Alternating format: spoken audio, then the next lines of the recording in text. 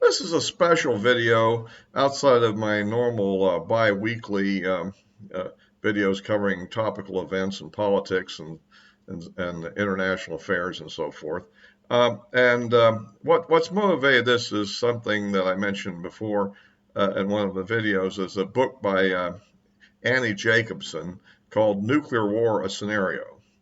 And I'm kind of interested in reading this as the kind of, is this simply going to be part of something else, or what kind of impact it might have on various debates about defense policy and the like, or will it factually just be just another book? Hard to say, but it is an interesting book. It's fairly well researched from the point of view of the author. In other words, the author comes into it with a very definite point of view. But she does bring to bear a lot of information. She got interviews with very significant figures of people who were, I mean, Richard Garwin, who was one of the key designers on the original hydrogen bomb, um, working with Teller and so forth. And I guess he was more into the actual design of it, the final details. And you have former secretaries of defense like Panetta. You have deputy secretary of defense, strategic command force commanders, and a variety of other people who are fairly knowledgeable, who have obviously had high security clearances and have been involved in the process. Uh, and so, and what it basically concerns is a scenario which I'm going to eventually criticize as being possible but not very probable, um, leading to a worst case disaster. Of course, and I think most of the people involved, I would say, come more from the more liberal, if you will, side of the debate. Those people who are more in the Democrat administrations than the Republican administrations. All that may not be totally the case, but so you can see there's a certain slant there, maybe. But I think everybody agrees on one thing, and that is that a nuclear war, meaning full scale, all out nuclear war, is a complete disaster, and obviously it's what we want to avoid in these kind of situations. So I think we all agree on that. People may disagree on what the exact consequences will be, but I think we all realize it'll probably result in hundreds of millions, maybe of deaths, minimum, maybe billions. In her version, it's literally the end of the world. Basically, everybody's reduced to being hunter-gatherers trying to eke out an existence in a nuclear winter holocaust. So, I mean, and she goes into that direction. And I may have certain objections to some of it, but I don't think anybody, put it this way, I don't have any personal belief in my ability to survive it myself. So if that's the issue anybody raises, I don't think so, considering my location vis-a-vis potential targets. So at any rate, so I'm kind of, okay, so let's get into what she basically does. And this is full of spoilers. And I don't think that necessarily should deter one from reading the book. But if you're interested, which probably most listeners won't want to go into that degree of depth.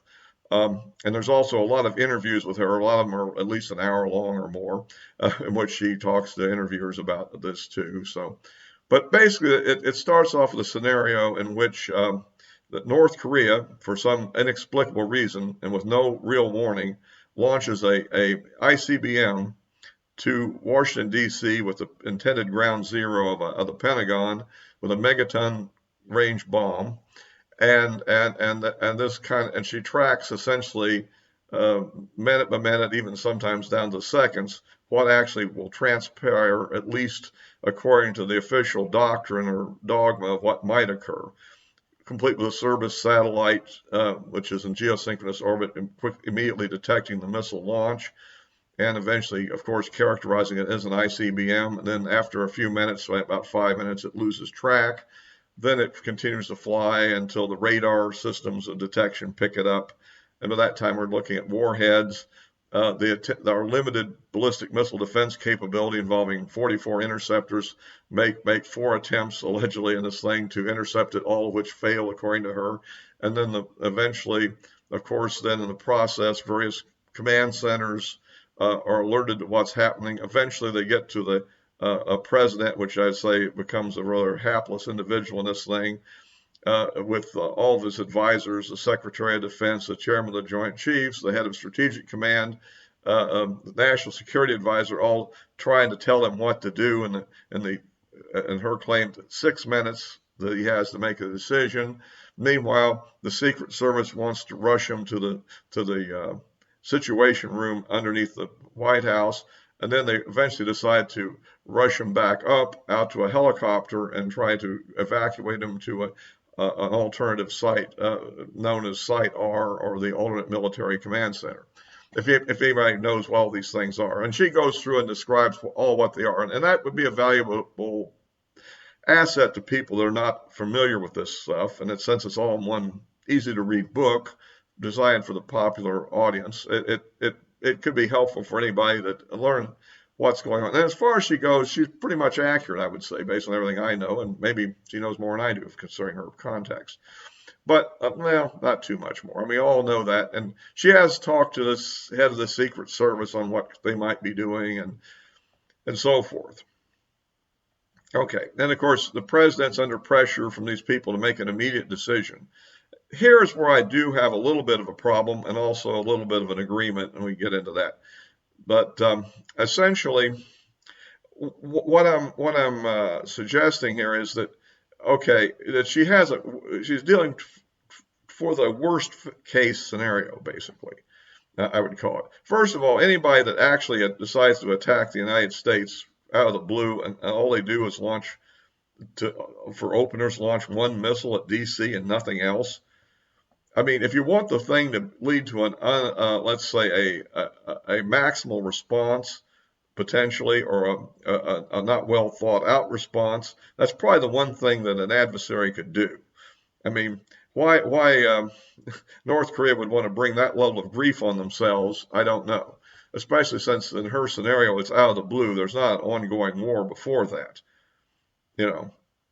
So it's not something they do in response to, let's say, there's a war between North and South Korea, and maybe our airstrikes are starting to hit them pretty hard, and they decide they have to do something. This is totally out of the blue. Now, and that gets into where I kind of have some problems with her approach, but nonetheless, it's interesting. She comes up with the idea that I think the chairman of the Joint Chiefs, or I forget, or the Strategic Command guy, at any rate, these are two different senior 4-star generals, or the Strategic Command can also be an admiral. It rotates. The point is that they basically argue on a specific retaliatory plan involving 82 warheads, a whole squadron of 50 Minuteman missiles, and 8 Trident II submarine launch missiles with 4 warheads each. And these Minutemen, because of range limitations, and this is a good point she makes, this is a real issue, have to fly over Russia in order to get to North Korea. And in her scenario, which is not totally implausible, again, it's a worst case scenario, they are unable to contact the Russian government during the time frame involved, and therefore the Russians mistakenly see these incoming missiles as an attack on Russia, and because of our not so great relations with them right now, in that sense she does have something topical, although she doesn't go much into detail in that aspect.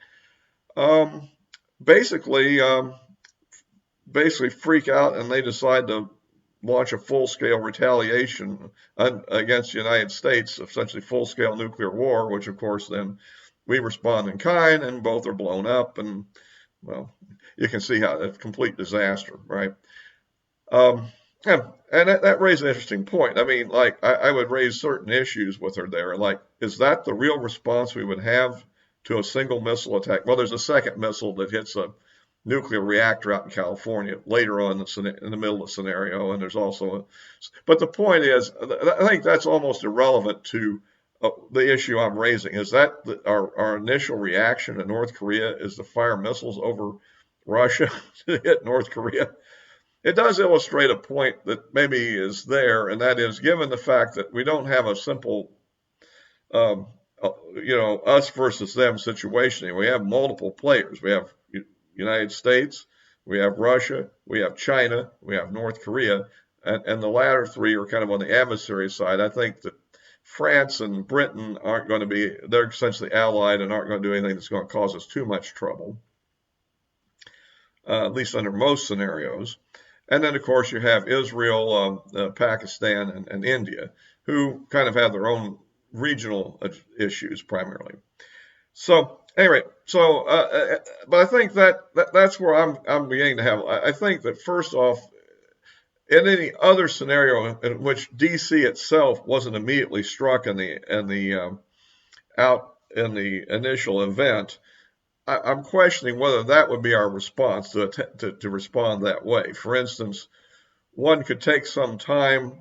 I mean, I don't know. The idea was we're trying to preempt additional strikes, even though we're going after road mobile missiles that maybe anywhere in North Korea. I mean, do we think we can hit every possible hiding place with 82 warheads?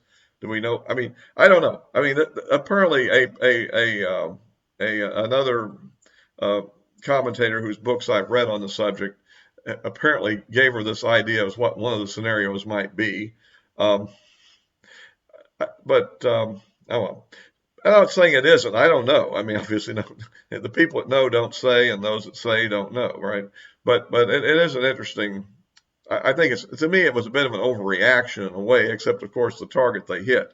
I mean, for instance, one might want to launch a single missile at the North Korean capital in response. Might be something you might do, particularly because you're dealing with mobile missiles, not fixed point targets. Anyhow, um, and I will say this: the North Korean targeting set is perhaps one of the most difficult we face, and that's because look where North Korea is located. I mean, it's near missiles would have to fly over Russia and China to get there. Our allies, South Korea and Japan, are right next door. And so any significant amount of ordnance, like 82 warheads, and these are the ones she's imagining are a standard, full up, deal. Right? These are in the 300 plus kiloton, maybe, and some as high as 455 kiloton. That's the value she uses, so I'll stick with her value. And that's a lot of ordnance going into an area very close to these allies. That's going to create some fallout. That's probably definitely going to go over Japan and probably South Korea. And even if Russia didn't freak out in their scenario, let's say they played it cool and waited to see what happened. Remember, we're not waiting to see what happened. That's her whole point. That they're still going to be upset by the collateral damage from this, at least in terms of radiation. So, and in fact, that's her basic point. She believes and presents the theory that the whole thing is kind of like a clockwork machine, that once it's started, there's no stopping it. And a interesting point of view should be very seriously considered, but maybe not that way either. A part of the question, of course, is, and I think she sort of addresses this, is just how prepared our presidents are to deal with something like this. And we do know, and we've seen, I've seen it on the YouTube videos or news, I think it was the news, where clearly the Russian president, Putin, does actually go through drills where they execute their response. Now, what he's drilling, I don't know, but whether he's drilling a full-scale scenario or what, but they do. But he's more familiar with the procedures, I would suspect, than, for instance, President Biden is, or for that matter, was President Trump. I don't know about Obama. I mean, he's a little bit of a kind of person that might actually go into the details. I'm not sure. Bush W. might. Clinton, no, probably not. I mean, and so it raises that sort of issue. I think one of the questions is, since all these responses that are what's called the football, which the aide to the president always has with them, in there is what's called the black book, which is the different attack options available in the op plan, as it's now called. It used to be called the PSYOP, now it's called the op plan number something or other. So, and as I understand, but the point is, it's the same kind of concept. It's a menu of potential responses, And of course, the question is, I mean, how familiar are the president with these procedures? Do they really have they mapped out in their mind some of the more plausible scenarios and gone through what the consequences of these responses are and are prepared to react to it? Like this is a North Korean attack scenario. This is the classic one, of course, is the real bolt from the blue, which I kind of think she's kind of confusing information about, was the classic thing during the Cold War, where the idea that the Soviet Union and now the Russian Federation would launch a full-scale attack out of the blue. And it was more of a designed to be a stressing scenario, to be prepared for the worst case. And if you can handle that theoretically, you might be able to handle anything else, right? And of course, I mean, but that's where she gets, for instance, her 6 minutes from was when there was a serious concern that a Yankee-class submarine back in the Soviet days, which are no longer in service, were to fire a short-range missile into D.C., and he would have only 6 minutes to make a decision, to retaliate, or before he would be gone. The other thing she focuses on a lot is presidential authority, is having the sole authority to use nuclear weapons, I guess, as long as he's still alive. And then it would divulge down to the vice president and so forth. So, and that has an advantage, I guess, that proper political authority, if you have the fear of the military scenario doing something, would have the advantage that you have that degree that the competent constitutional authority is behind it. But on the other hand, it makes the president an immediate target, which of course would be the only rationale for the scenario that you actually have in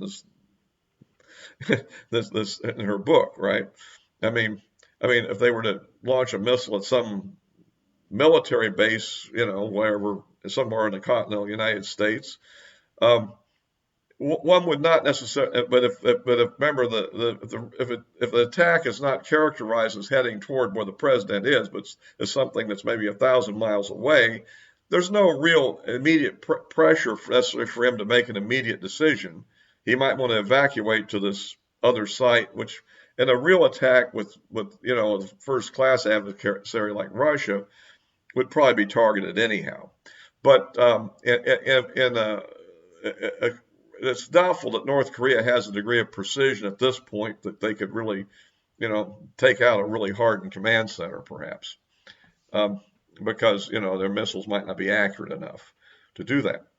So, anyway, that's the sort of thing that she's in. That's where I kind of have a bit of an objection that many of the potential scenarios that could occur, probably wouldn't be with North Korea attacking from the blue, but would be something else. For instance, the Ukraine war. What if in the Ukraine war, for instance, Russia got into a desperate situation?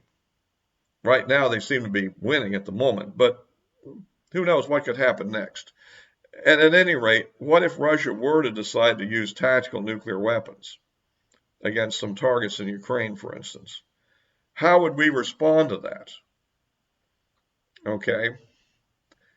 And suppose that we, the NATO or United States, chose, and I'm not advocating they would, but what if they were to launch some sort of a counterattack, let's say a tactical nuclear weapon? What would you drop it actually on Ukraine itself, that is, against Russian military positions in Ukraine? Or would you go after bases that are in, for instance, Russia? Well, if they actually dropped it in Russia, Russia may very well decide to retaliate. And I don't think they would retaliate by bombing Washington, D.C. But they might pick a similar target. Let's say we had an air base inside of Russia where the Russian Air Force was hitting targets in the Ukrainian military. Then, and this is just hypothetical, I'm making my scenario here for a second, something I think is much more plausible than what she's talking about. In that case, Russia would probably want to retaliate unless they decide to capitulate, and would want to hit a military base inside the United States. Let's just say one of our air bases where we train our pilots for fighter planes. Well, we don't want to respond to that with a massive nuclear strike either. In fact, maybe if they call our bluff at that level and we each hit a target of each level, do we want to continue the thing till it does escalate to a full-scale war, or do we want to stop it? I mean, and maybe use this as a basis to negotiate the end of the war completely. I mean, the question is, are our leaders actually have a mindset to do things like this? Because in a sense, if they're not, then the type of thing she's talking about could very well happen. And on the other hand, you should also consider that if we wouldn't have enough nerve to launch a nuclear response, then you have the problem that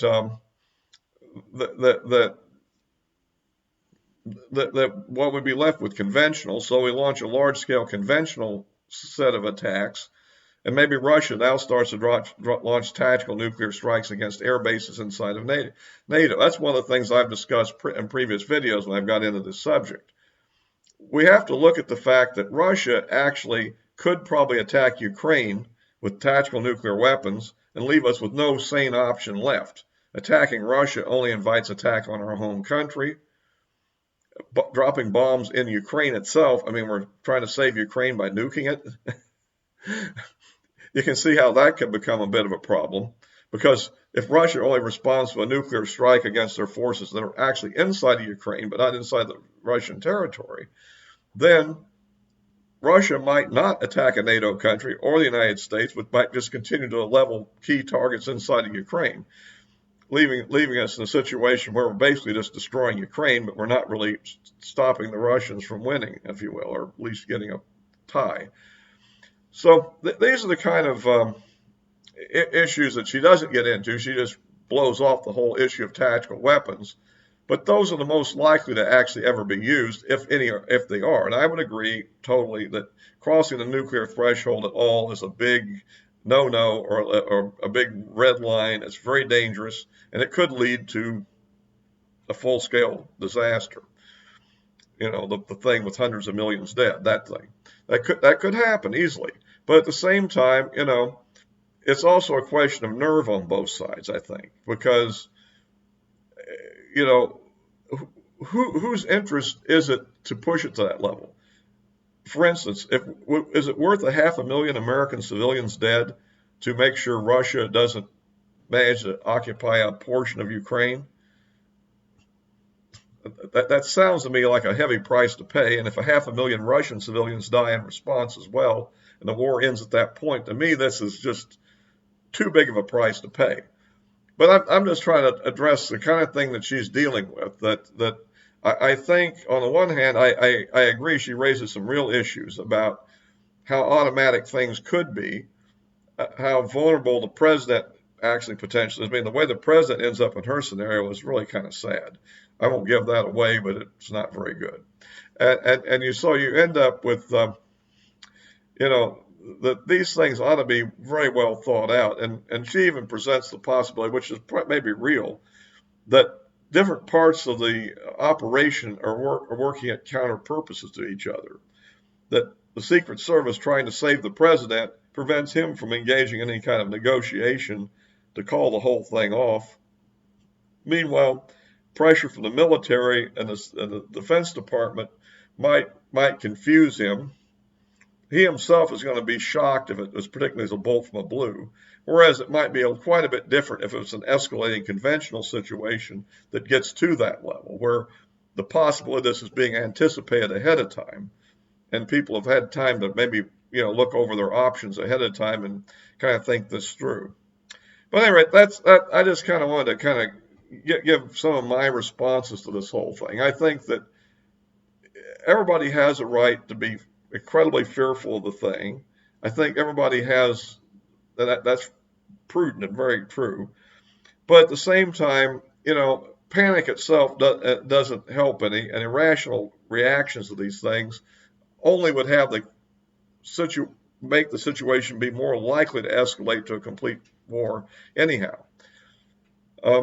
Basic rules of thumb of limited war, I'd point out, is, first of all, don't attack a nuclear-armed country directly. If you do it, don't attack their capital. don't attack their key headquarters, don't attack their early warning systems. If you do any of those things, you're running the risk of a full-scale response, I think, or one that's going to be much more massive than you might want. Okay?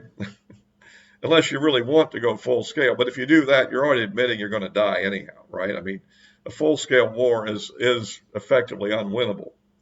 I mean, I'm not disagreeing with that at all. But there is the issue of potential crisis and risk-taking that the Thomas Schelling-esque type effect. Add to the fact there is also war fighting in the sense that we can argue about nuclear attacks as being signaling, but you can also have the signal have a useful effect on the conventional war at the same time.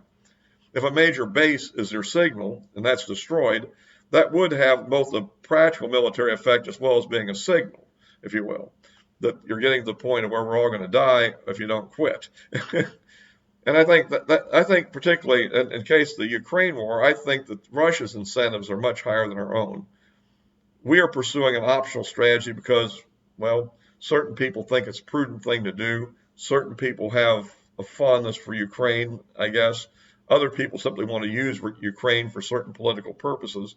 But these are all optional things, just like Afghanistan or Vietnam. There's something you can just walk away from and be safe in your home country. When you look at it from the point of view of the Russian leadership, I don't think they can walk away from this and be safe. They themselves, their lives are actually at risk. And if they lose office, it isn't like they go off and have a multi-million-dollar book deal, speaking tours where they make $250,000 a speech and things like that, and then have a library with all their memorabilia in it. That's not the fate they're going to have if they lose. So that means if it does get into the risk of complete disaster, they're more likely to push it further than we will. And that's why I've been very cautious about this whole Ukraine adventure. It's not that I really approve of the things that are happening to Ukrainians, but who's causing it more? Is it us or is it really Russia? I mean, it's a mixed bag. I put it this way. Let's say it's guilt on both sides. That this could have been avoided, and it isn't being avoided. And to what she's talking about, I will say this, that I think this is the real risk, more likely than North Korea going nuts and taking a pot shot at the United States Capitol, is that the situation in Ukraine could escalate out of control. Probably more likely if Russia's losing than if they're winning, although some of the NATO people right now are sounding a little erratic too. And obviously the best case would be to negotiate the end of it and come up with some kind of a solution, which was underway in the early months of the conflict, but we and the British intervened and stopped it, and that was a big mistake. But I'm getting off the main topic here, of course. But I think this does lead to the kind of issue why this book is relevant. And it does have a lot of good information in it for people who are unfamiliar with a lot of the bases and the warning systems. I'm a little critical that with 4 shots at one missile, even if we only have a 40% PK of successful intercept, I think that gives you something like an 87% probability. Of course, 13% chance it gets on through too. So she raises an important concern. But anyway, that's kind of my assessment of this. It's an interesting book for people who are interested in these kind of matters. And I'm thinking it might become a topic of more conversation, which is kind of why I'm reacting to it. I wouldn't take everything here at face value. I particularly disagree with the 10-year-long nuclear winter scenario. I think while it could very well lead to a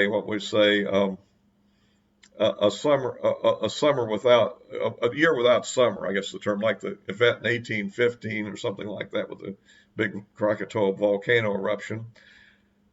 But I think, one thing you have to consider is that the yield of the weapons that exist today, again, are quite a bit lower than what they were back in the 80s or back in the early 60s, particularly during the height of the Cuban Missile Crisis. And it's the higher yield weapons that keep pushing the cloud higher and higher into the stratosphere, So I tend to think that the particulate matter would probably settle out faster and be less long-lasting in today's world than it would be back then. But there's always the unknown, and that's the kind of the true unknown, I guess you'd say, about it. And of course, there's other issues that she raises too, which are, all important as well. Anyway, bottom line is we don't want a full-scale nuclear war, and I think the main thing is that means you need to treat the boundaries around major nuclear powers with a degree of respect, maybe more than they morally deserve, but certainly pragmatically, it's an important thing to do. I mean, after all, how would we feel if somebody in the Caribbean, for instance, was launching drone attacks on Barksdale Air Force Base? Well, Ukraine has been launching drone attacks on Ingalls Air Force Base, which would be an analogy in the Russian their triad of forces. So this is inherently destabilizing, and it seems like the brain-dead people running the U.S. today have forgotten all the lessons that they learned during the Cold War, apparently, while trying to play Cold War against the Russian Federation, which is not the Soviet Union either. So at any rate, I'll kind of conclude this for now and just kind of give my assessment that I do have some disagreements with it, but I would say that it's probably useful to policymakers to think about what she raises and make sure that we don't do some of the things that are in the book, that we probably do want to shore up our communications with the major nuclear powers so that if anything happens, we can quickly inform each other what we're doing and what our perception is. I think that's a big stabilizing factor. So anyway, I'll wrap this up for now, and this is not my normal video. Of course, you can follow various comments. I am always on the various social media accounts that are in the description below. And I'll, of course, post this on both YouTube and Rumble when I get around to it. And until all for now, I say.